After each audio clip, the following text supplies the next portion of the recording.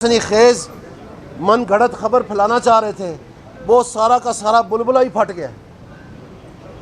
और तमाम अखबारों में ये बात वाज़े लिखी हुई है कि आखिरकार अगर ये नहीं था तो फिर उन्होंने कौम को बेवकूफ़ बनाने की कोशिश क्यों की।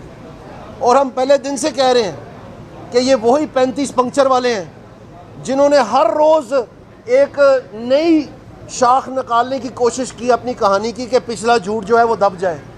जब पकड़े गए कि 35 पंक्चर का आप सबूत दें तो कभी ब्रिगेडियर साइमन की रिकॉर्डिंग की बात करनी शुरू कर दी कि वो हमारे पास है। जब वो कहा कि दें तो फिर कह दिया कि घोड़ा अस्पताल लाहौर में पीछे को प्रिंटिंग प्रेस है, उसमें से जो है ना वोट छपे, हमें सबूत मिल गया है। फिर कहा कि जो एडहॉक एम्प्लॉइज़ थे उसमें लोग नून लीग के भरे हुए थे। आखिरकार सुप्रीम कोर्ट में सारी जब छानबीन हुई पता चला कि खोदा पहाड़ निकला चूहा वो भी मरा हुआ, और आखिरकार ख़ुद भी तस्लीम करना पड़ा कि ये मेरा सियासी बयान है। ये इनका पुराना वतीरा है, ये हर जगह पर यही करते हैं। इसीलिए इन्होंने जाके नजम सेठी का केस जो है वो 35 जो हियरिंग्स थी आज तक वो अटेंड नहीं किया डेफेमेशन का कि वो जाके वहाँ जवाब दें। इनके पास जवाब है नहीं, और इसी तरह से लोगों को समझते हैं कि वो बेवकूफ़ बनाते चले जा सकते हैं। सो पहली बात तो ये है कि वो लावा मुकम्मल तौर पे फट चुका है। इनके झूठ जिसके पाँव ही नहीं थे पहले दिन से, वो चीज़ साबित हो गई, आज सारी अखबारों का जीनत बना हुआ है। दूसरी अर्ज़ मैं ये करना चाहता हूँ कि ये कहते हैं कि जी आप इलेक्शन में क्यों नहीं आते, आप भाग रहे क्यों हैं। ओ भाई हम नहीं भाग रहे, भागरी फरा है, भागरी फरा का मियाँ है। भाग रहे आपके प्रिंसिपल सेक्रेटरी हैं जिन्होंने रातों रात के अंधेरे में अपनी एग्जीक्यूटिव डायरेक्टरशिप करवा ली बाहर। भाग रहे आपके बाकी सारे हैं जो कि आजकल मिनिस्टर कॉलोनी में प्राइवेट गाड़ियों में अपना महंगा सामान निकाल रहे हैं, इससे पहले 10 दिन वो निकाल रहे थे।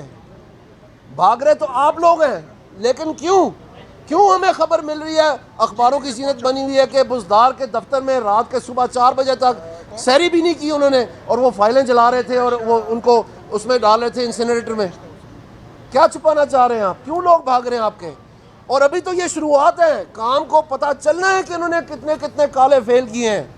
आपका क्या ख्याल है कि वो जो IPP की रिपोर्ट थी जिसमें उन्होंने कहा कि ये सब करप्ट है, वो दबा नहीं गई थी, वो दबा नहीं दी थी, वो क्या सामने नहीं लाएगी अगर हुकूमत आएगी 4 दिन के लिए भी। क्या वो जो डेट कमीशन रिपोर्ट थी जो आज तक दबाई हुई है, जिसके ऊपर सारी कौम को बेवकूफ़ बनाया कि जी कर्जे लेके इन्होंने जेबें भरी हैं, कर्जे लेके इन्होंने जेबें भरी हैं, वो क्यों नहीं पब्लिक की। वो पब्लिक होगी ना तो उसमें से क्या निकलेगा, इनके मुंह पे कालक मली जाएगी। क्या वो जो शुगर स्कैंडल था जिसकी रिपोर्ट उन्होंने निकाली और ख़ुद लोगों को गिरफ्तार करवाया, वो दबा नहीं दी गई, आज तक कौम उसका खमियाजा नहीं भुगत रही महंगी चीनी से। क्या आटा स्कैंडल की फाइलें जो है वो दबा नहीं दी है उन्होंने, कौन सी फाइलें चलाई हैं उन्होंने बुजदार के दफ्तर में, वो पता चलेगा ना अगर 4 दिन की भी हुकूमत आ गई। इसलिए दम दबा के भाग रहे हैं ये कि हम तो इलेक्शन करवाना चाहते हैं, हम तो जश्न मना रहे हैं। काका इतनी छेती नहीं, ए जवाब देने पैना जो कुछ तुसी पाकिस्तान नाल कीता है, ये जवाबदेही होनी है आपकी, और इसलिए ये भागना चाह रहे हैं। इनको बोले इन चीज़ों का जवाब दें। ये इधर आके लंबे लंबे खेल करते हैं कि जनाब आप तो इलेक्शन मांग रहे थे तो हम इलेक्शन करवा देते हैं। ये इस तरह से इलेक्शन होता है कि आप आइन की धज्जियाँ उड़ा दें, आप 200 मेंबरान को जो है यकजुम्बशे अपनी आवाज़ बुलंद करके तो कह दें कि जनाब ये सब गद्दार हैं। और मैं आपको ये भी कहना चाहता हूँ कि ये जो 184 का जहाँ पर हम खड़े हैं, आप इस मुकद्दस ऐवान में, ये जो सुप्रीम कोर्ट है जहाँ पर हम खड़े हैं, इन्होंने संडे को ही जो ऑर्डर जारी किया है उसमें उन्होंने लिखा है कि तमाम जजेस को तशवीश थी कि ये जो वोट ऑफ नो कॉन्फिडेंस में वोटिंग जो होनी थी और जो नहीं हो सकी, और उसमें लिखा है आर्टिकल 5 का हवाला दे के, उसके ऊपर कंसेंसस थी, तो हमने ये ऑर्डर ये ले लिया केस साहब, तो सो मोटो ले लिया। तो सबको पता है कि दिन दिहाड़े इस मुल्क में क्या हो रहा है और क्यों किया जा रहा है। तो मैं चाहता हूँ कि ये जो टीवी पे आके कहता था कि जी मुझे तो टीवी पे पता चलता है डॉलर को क्या हुआ है, आज तुम्हारे काले करतूत की वजह से देखो डॉलर किधर गया हुआ है। देखे जरा कहाँ स्टॉक मार्केट गई हुई, ये तुम्हारे काले करतूत है। सिर्फ के मैं की रट लगाई हुई हूँ, मैं बड़ी चीज़ हूँ, मैंने वर्ल्ड कप जीता, मुझे क्रिकेट आती है, मैंने एम्पायर रखे। तुमने हर चीज़ पे अपना काला दाग छोड़ा है पाकिस्तान के तमाम अदारों पे। आज जो तुम्हारे अपनी पार्टी के लोग कह रहे हैं कि तुमने जो खिलवाड़ किया है ISI के साथ, कि तुम्हें हार मिला है, तुम्हारे घर में उन्होंने सिर्फ तुम्हें इतला दी है और तुमने कहा जिनको तब्दील कर दें, इनके पार्टी के लोग कह रहे हैं। जो गवर्नर साहब की तकरीर थी वो आपने सुनी कि मेरे से गलत करवा रहे थे, और इधर भी हमें पता चल रहा है कि अब जो मुख्तलिफ सेक्रेटेरिएट हैं, चाहे वो कैबिनेट सेक्रेटेरिएट हो, चाहे वो प्रेसिडेंट का सेक्रेटेरिएट हो, या जो धड़ाधड़ उल्टे सीधे ऑर्डर निकाले जा रहे हैं, वो सब अफसर बोलना शुरू हो गए हैं प्राइवेटली कि ये क्या हो रहा है इस मुल्क के साथ। सो मैं आपसे, ये IMF चली गई है, वो कह रही है हमारे पास कोई नेगोशिएट करने की जगह ही नहीं है।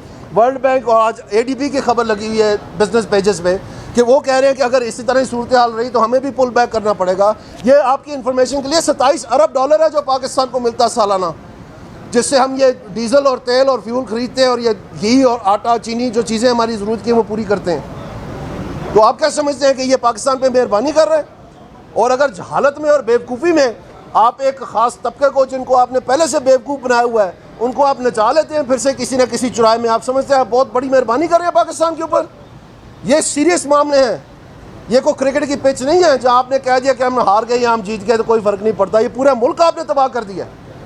इसलिए हम इंतज़ार करेंगे आज कि ये जो नई इन्फॉर्मेशन आई है उसके ऊपर किस किस्म का रद्द-ए-अमल आता है, क्या इसमें होता है, क्योंकि ये तो वाज़े हो गया, अब पाकिस्तान के तमाम अदारों ने कह दिया है कि ये सारा का सारा झूठ था जो उन्होंने बताया। जी बस मैं तो 2 मिनट लूँगा। एक तो इन्होंने डॉलर का जिक्र किया था, तो मैं वहीं से शुरू करूँगा। 186 है और हम छोड़ के गए थे 115 पर।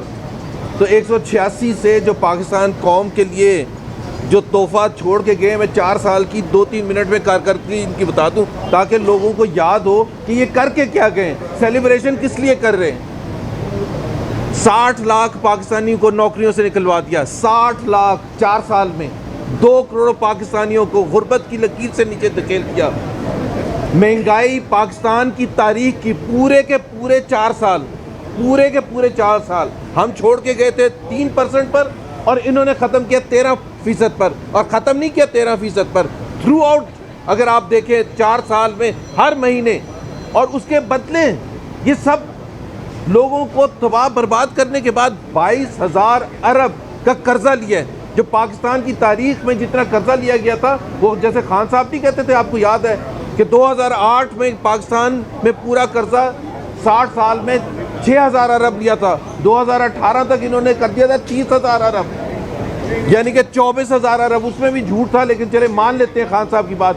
आके सिर्फ कंटेनर पर यह दोहरा दें कि जब मैंने हुकूमत संभाली थी तो 29,000 अरब था, आज 52,000 अरब है कर्जा। वो कहाँ गया?